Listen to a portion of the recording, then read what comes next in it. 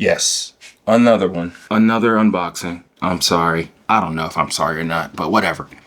I hope you're doing well. And I think the reason why I like doing these is because it gives you an opportunity to, I guess, listen initially what somebody else is saying about coffee brewers, and then you can make your own educated decisions on whether you want to go that route or not. So recently, expo was in Houston. I saw this cool dripper that looked kind of cool. They're raving about it. They're making their coffees off of it. Very highly acidic, lightly roasted coffees. And this is the dripper. They said they just recently released it. The next day I went online and I saw that it's been released for a while. It was actually cheaper online. So if you're gonna get this, just go ahead and get it on the website, Amazon. So this is the Drell dripper. It's supposed to be like a fast dripper. So we're gonna, initial thoughts, we're gonna do a couple of brewing. And what I really wanna focus on with this brewer is I wanna focus on the sensitivity of the grind size. I know all brewers, they have sensitivity of the grind size, but I wonder if we're gonna taste different things, see how fast it brews and all that. I'm not gonna do a time or anything like that. I just wanted to see what it does initially. So it says advanced design for better brewing. Drell dripper by Verve Coffee, silicon, okay? And we're gonna follow its recipe. The recipe says place your filter and add 3 level scoops of ground coffee. Slowly fill to the line and let drain completely 3 times. So 1 pour all the way to the 3 down, 1 down, 2 down, then we're done. It doesn't say anything about a bloom. Okay, let's just open this up. Did we just become best friends? Well, cute, designed in California. Like the packaging, looks pretty cool. This is the brewer, 100%. Oh, brew ratio, 1 to 15. That's my favorite. 20 grams in of coffee, 300 grams of water. Okay, that's misleading. So which one do you want me to do? You want me to do a 1 to 15 ratio? 20 grams in, 300 grams of water? Or place your filters, add 3 level scoops of ground coffee, slowly fill to line, whatever. I think that's more so for beginners. If you're a beginner, go ahead and follow this recipe through. I think that's fine. You're just getting started, right? This says a 20 gram. Let's do the 1 to 15. I'm changing it up on the fly. I need to get my scoop.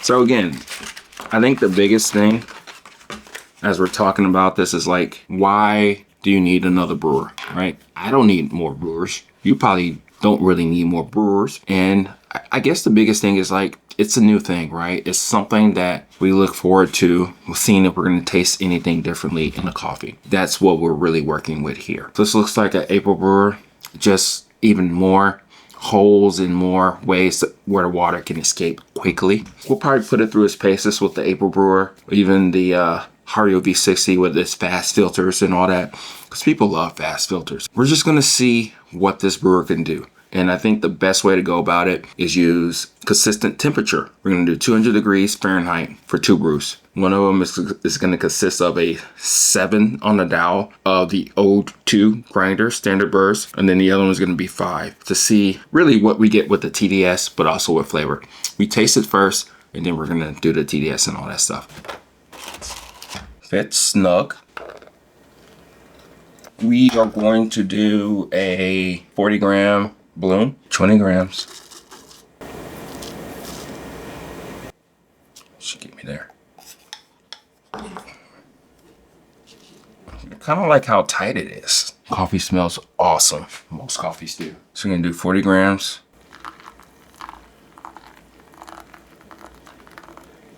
About 30 more seconds, and then we're gonna continue on with the next thing, okay? Here we go. Let's take this to 100.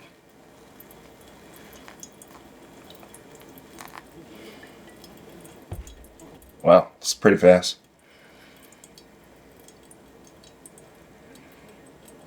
Let it completely drain through for the most part. And then the next one we're gonna take to 200.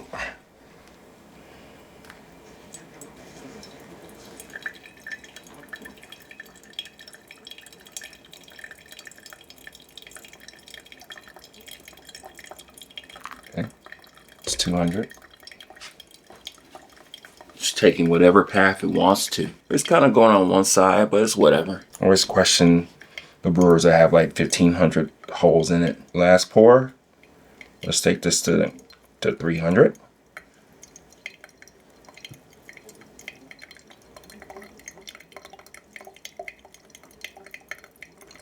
Okay, there we go.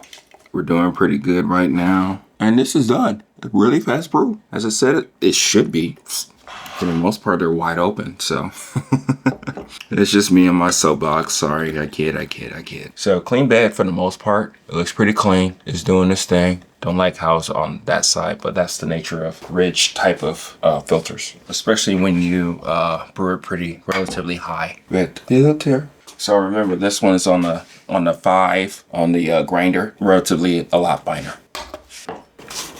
So take this to 100. It's kind of slow because it's finer, which does make sense, right? I went ahead and got the pink one, bring more color, but besides white and porcelain of the brewers that I have. Take this to 200. Okay. All right, that's 200, close enough. 199. And this brewer is about $25, $30, okay? Of course, if you go camping a lot, they say that this is perfect for that, you know. I don't go camping, so 300. Okay. It tastes grassy. It tastes under extracted. It's kind of juicy in a weird way. It's not as crazy acidic as normal lightly roasted coffees are. It was a very fast brew, as you can see it. That's my first initial assessment of it. I know different coffees will call for different grind size and all that stuff. Biggest thing really is that, well, who needs this brewer? Do you need it? If you already have a Hario V60 with a fast filter or a April brewer or any other filter that claims that it's a fast brewer, because if that's your jam, that's your jam. If you just like a fast brew that brings different sweetness and clarity as what they say it brings out, then why would you need this? You probably don't. You know, my first assessment of it, you probably don't. I do like how tight the grind size is. This one's bang on, 1.5. It's 1.5. So I just don't like this coffee or light roast. Yeah, doesn't do it for me. Not at this ratio, I don't think. I think 1.3 would do really well. So this one should be a lot more extracted, okay? We're gonna wait a couple of minutes. Let's taste this one again. Don't make my judgment of light roast kind of skew you any other way. You like what you like. If you feel that you need another brewer, go ahead and get it. Again, this is my first assessment of this actual brewer. This may be the jam for you, maybe for camping or whatnot. It does have a cool handle and stuff like that. It has a line, you can see it on the outside but not on the inside, which kind of makes sense because the filters are a lot higher, but it's kind of hard to judge what that looks like when it's not inside. I do like the way that this is a tighter filter compared to when you will put it like on a Hario V60 or even an April brewer. So it makes for a tighter, concentrated type of brewer experience. It has plenty of holes, as you can see, plenty of them, lots of them. And that's probably what you want. Something that has no excuse for getting the water out as quickly as possible, you know? And you saw from that ratio, from that recipe, that it can extract the coffee whatsoever, even at a higher, coarser grind, which to me that's pretty good, because a lot of times when you're dealing with filters, sometimes I want to taste the coffee at a coarser grind as much as I can. The flavors a little bit more pronounced, they're less cloudy, but it's cool though that you can actually extract as much as you can with a lighter roast at a 7 thou on an old grinder. Let's go ahead and drink this other coffee. Let's clean our palates and drink this higher concentrated coffee. Here we go. More acidic, but still very pleasant. You can taste what you're smelling. It is vegetable, unfortunately. Yeah, kind of works if you like lightly roasted coffees.